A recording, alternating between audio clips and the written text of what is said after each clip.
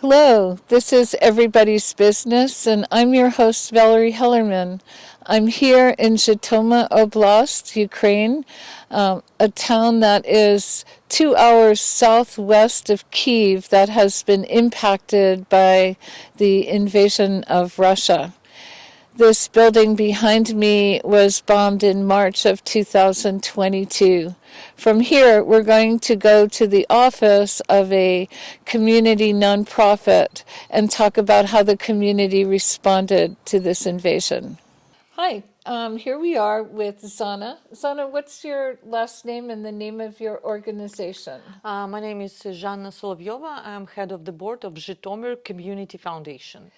And your community was really impacted by the invasion in March 2022. What was that like as a community member? So when the invasion came to Ukraine, so it was really scared, and so the big war, started on 24th of February. Explosions were in Zhytomyr and in Zhytomyr region, and of course it was a huge panic at first.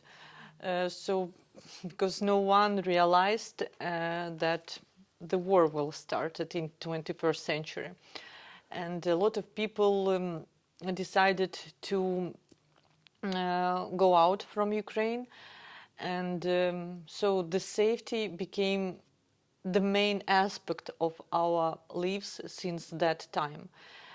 And so if to speak about myself, I was scared. I was crying like a whole day, and the first hours are the terrible hours so far. So I took my boyfriend to the military unit and came back home, and was in my kitchen, was crying like, the war in Ukraine, what could I do? So I am a civil actor. I am a head of the civil non-profit organization. So, and I cannot do anything because I don't know how to shoot. I don't know how to be helpful as a doctor, for example, because I don't know how to provide the medical services. And I was crying, and it was 12 o'clock, and then I just started to think, okay, the war is going to be, and it's not going to finish tomorrow. So I need to think, what can I do? In which way I can be helpful to my community? And I was speaking to myself like, okay, I know how to design the projects. I know this fundraising. Who need these projects? Who do need this fundraising? And then like, fundraising. I'm going to raise money. I know how to do it exactly, how to do it correctly, how to be transparent. Accountability is the very important principle. And in a few seconds, I was calling to the deputy mayor of Zhytomyr, to Mrs. Svetlana Olshanska. I called her and said, like, Svetlana, I'm going to raise money. I'm going to take platform of Zhytomyr Community Foundation as a platform for raising money to defend Zhytomyr. Zhytomyr Community Foundation raises money to defend Zhytomyr. And she said, okay, good idea. I need to talk to mayor and I will call you. So she called me next day and said, Zhanna, if your offer is still actual, we are on the board.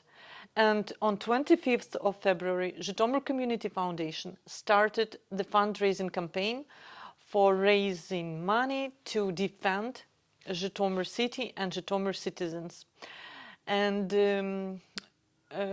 several days ago, we had the public report about about the results of fundraising campaign, which started on from February 2022 till February 2023.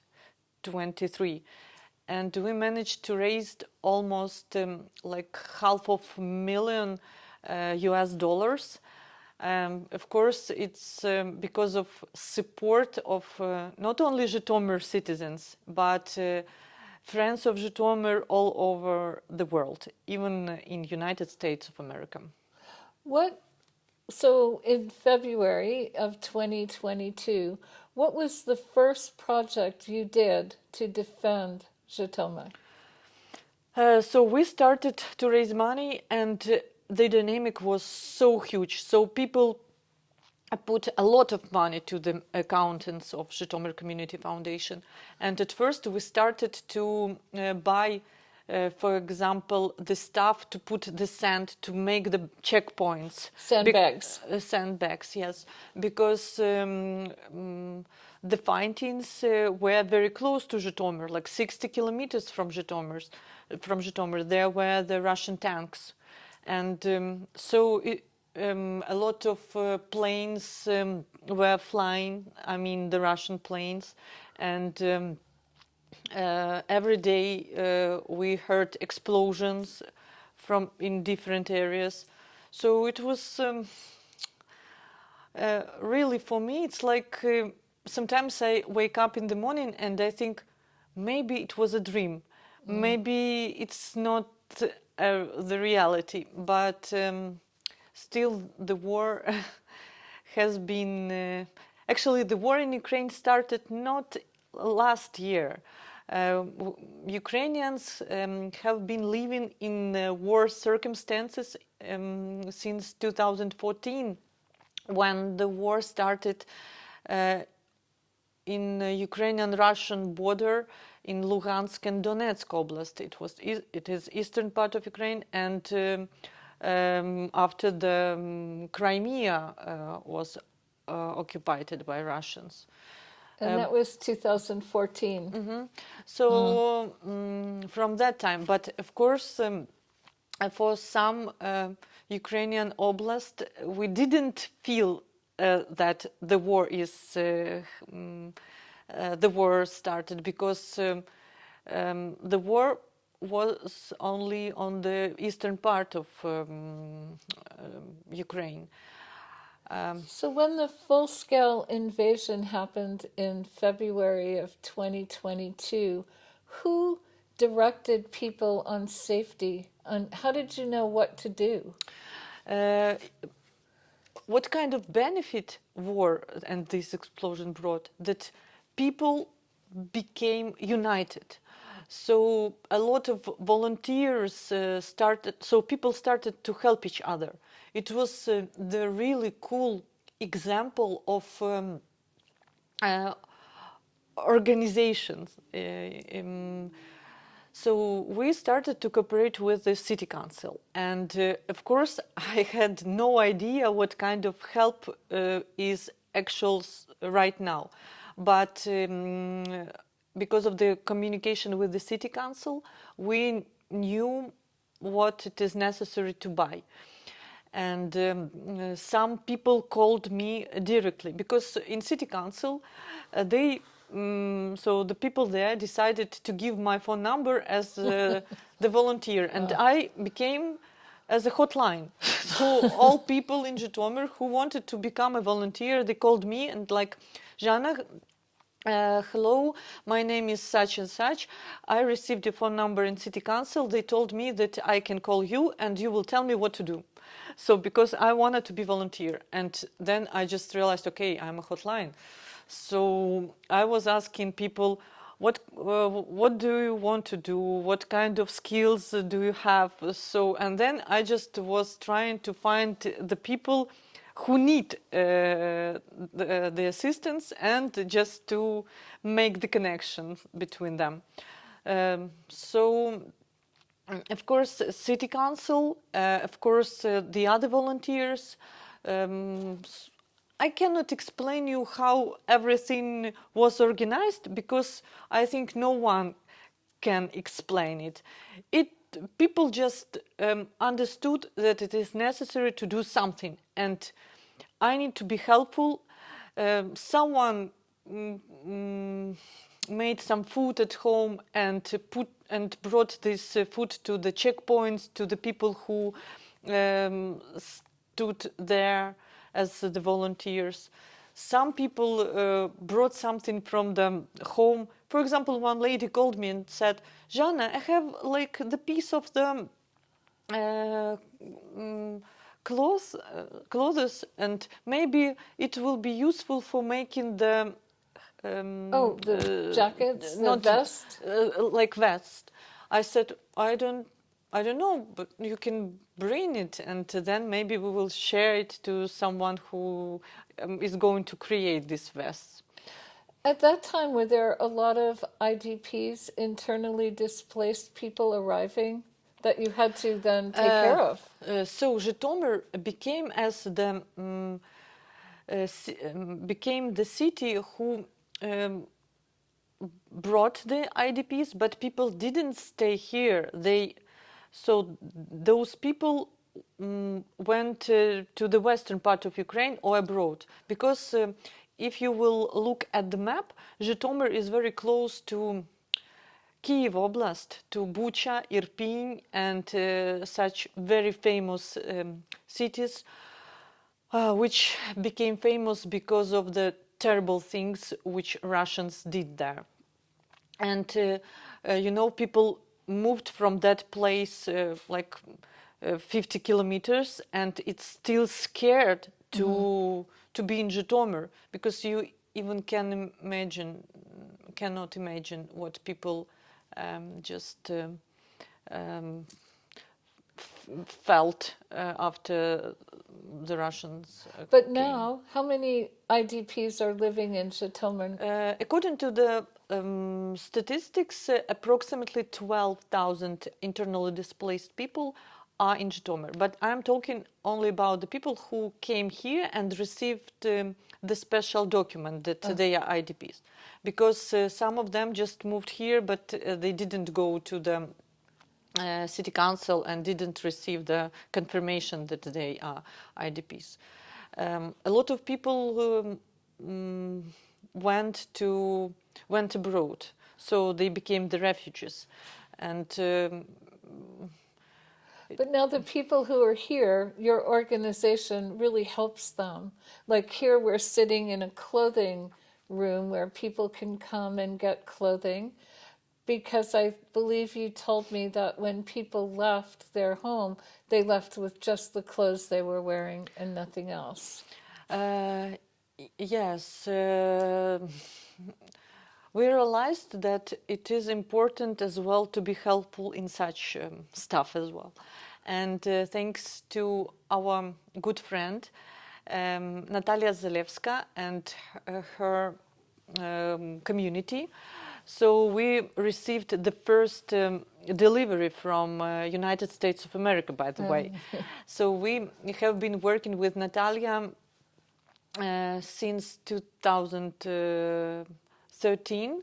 So she works at the National Endowment for Democracy. But so she started her volunteering work because of the war.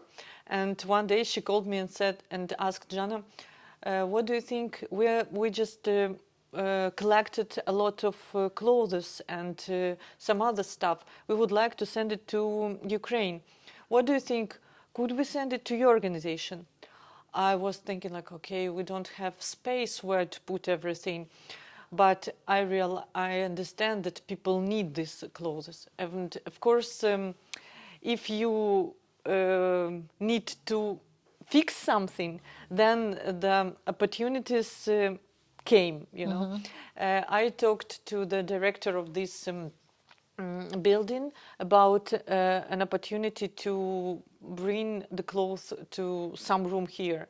And he was so kind to give us extra room where we could put all these clothes. And right now it's like the room the room which support IDPs in such way. Actually, it's very valuable that last year on autumn we had such honorable guests in our organization as the visit of US ambassador in Ukraine, Mrs. Briggs, and the head of the mission of USAID. So they as well visited this room and had a chance to meet internally displaced people we work with. And also you have a food bank downstairs. The owner of this building also lets you use that room for distributing food. Yeah. And so, you know, we don't have like big partners abroad who bring us like huge vans of the food. No, we just have a lot of volunteers. One volunteer brought us some, I don't know, several boxes of food. Another one volunteer brought some boxes of the food. And so like boxes to boxes to boxes to boxes, and it is a chance just to be helpful to people in need. Helpful to your community. It's Yeah. wonderful. So the other thing, excuse me, you're such an amazing leader in your community, and it's so wonderful. I see how your staff really works with you as a team and really respects you. One of my questions is, in my visiting Ukraine right now, there's a lot of appearance of normalcy, people living their life. How is it that you live your life when there's a invasion? Uh, so the first days were very difficult, but then we realized that the war is going to be continued, and we cannot fix it. We cannot influence on this process. So it is necessary just to invest in health and in good emotional conditions. So of course it is. We just right now have been living in wartime. So it is necessary to understand it, to accept it, and then just to live. Because if we will just think about like terrible things and will not think about our internal things, so we cannot help to anyone. Like on the plane, when you receive the instruction in the plane how to behave when something is going to be happen, Yeah. so it is necessary to use mask at first to yourself and then to children or just to your neighbor. So I think in our team we understand it, and I wanted to say that it is possible to do anything if you you have in your team the right people. And I'm really proud that I have a chance to work with such amazing colleagues as mine. So yes, you have amazing colleagues. I've been really honored to meet I'm all going of to you. cry. As a visitor to Ukraine, like I don't know what to do when the air raid sirens go off. And it seems to me people just finish drinking their coffee. It depends. It depends. I told you that we, all of us, we have the connection to the Telegram channel, to the other internet channels. So we just look what's going on. If there is the siren alarm, for example, all over Ukraine, and we just need to read carefully, for example, if is something going to our direction, to our area. So in this way everyone just need to be very very responsible and just to go to the shelter. But when we read that it's like siren alarm but something go to the other area, to the other region, of course in that way people just still not so responsible about their lives. Yeah. But you know, right now people follow the principle that of fatality. Oh, okay, so if something is going to be happening in your life, so no one can predict it, you know. Yeah. There are a lot of stories when people moved from Kharkiv oblast or from eastern part of Ukraine or from Kherson and just moved, for example, to Odessa, and then missile attack and the family is killed, and Yeah. all of them are dead. Some people were running from the war from eastern part of Ukraine, but they met the death somewhere in Europe. So, you know, Yeah. Yeah. it's like people just try to think in more easier way and just to follow the principle of fatality, fatalism. Okay. Yes. Well, thank you so much for all the information. And I just want to end with how I have observed you for the last few days working in your community and how you're really an amazing person and you've done amazing work. I have one of your booklets of your year's work. It's not even a year, just about a year. And you've done amazing things in a year. And I just wish you well, and Slava Ukraine. Героям слава. And I would like to add that, you know, amazing people attract amazing people.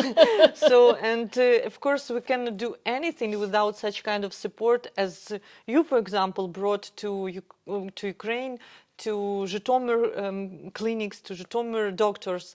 So, of course, what war brought to us, what kind of benefit, we just met so many amazing people all over the world who became the volunteers and donors of Zhytomyr Community Foundation. So thank you so much. Thank you and Bill who are recording us, and your colleague as well. And I hope to come back in peacetime, and Yeah, we'll me have too. some fun in Zhytomyr. Yes, some disco party. So thank you for coming, and thank you for your support of Ukraine. Thank you, Zhanna.